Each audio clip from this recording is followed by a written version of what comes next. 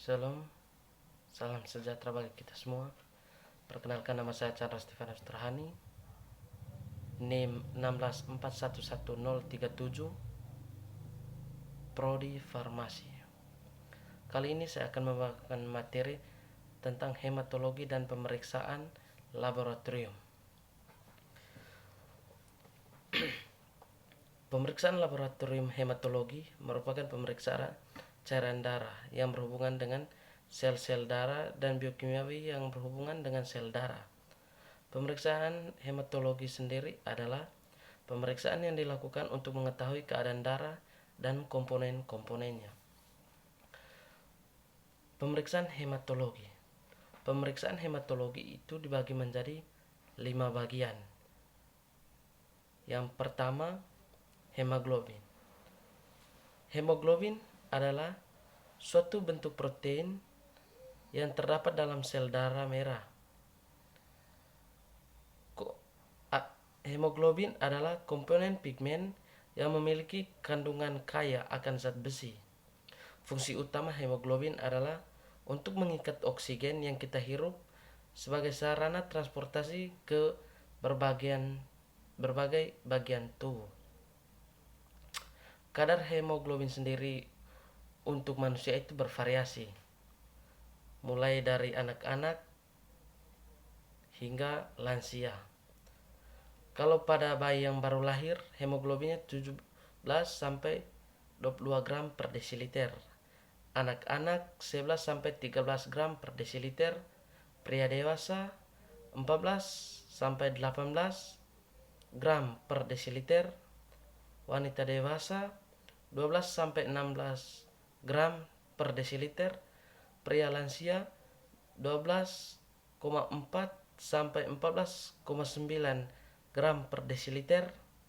Wanita lansia 11,7 sampai 13,8 gram per desiliter. Leukosit atau sel darah putih. Sel darah putih ini sendiri berfungsi untuk membantu tubuh melawan berbagai penyakit infeksi sebagai bagian dari sistem kekebalan tubuh. Mereka adalah produk dari sel panca-hematopik pluripotent yang ada pada sumsum tulang. Yang ketiga, trombosit atau platelet.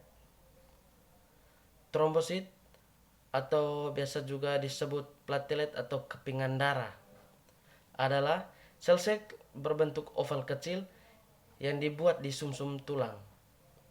Trombosit memiliki fungsi membantu dalam proses pembekuan. Ketika pembuluh darah pecah, trombosit berkumpul di daerah dan membantu menutup kebocoran. Trombosit adalah struktur yang sangat aktif. Masa hidup dalam darah adalah 8 hari hingga 10 hari.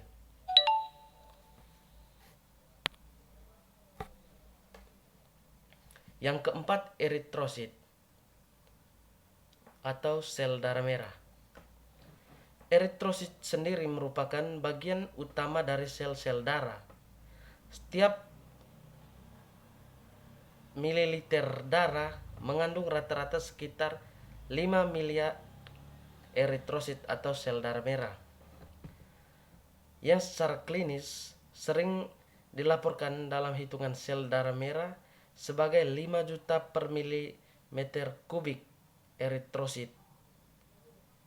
Eritrosit sendiri adalah cakram bikonkav yang fleksibel dengan kemampuan menghasilkan energi sebagai adenosin trifosfat melalui jalur glikolisis anaerob dan menghasilkan kekuatan reduksi sebagai NADH melalui jalur ini, serta sebagai nikotamida adenin dinukleotida fosfat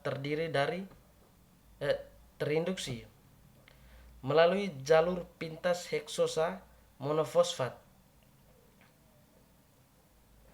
Dan yang terakhir, hematokrit.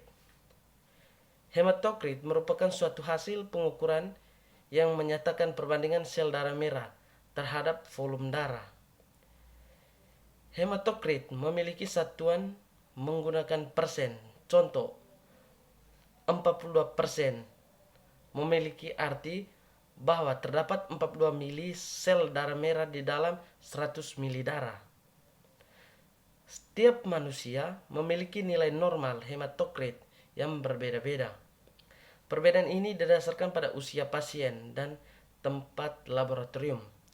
Secara garis besar, beberapa nilai normal hematokrit yaitu bayi yang baru lahir 55 sampai 68%. Usia 1 bulan 37 sampai 49%. Usia 1 tahun 29 sampai 41%. Usia 10 tahun 36 sampai 40%. Dewasa pria 40 sampai 50%. Dewasa perempuan 39 sampai 44%. Sekian dan terima kasih hasil presentasi yang saya buat. Kiranya dapat menambah wawasan. Terima kasih.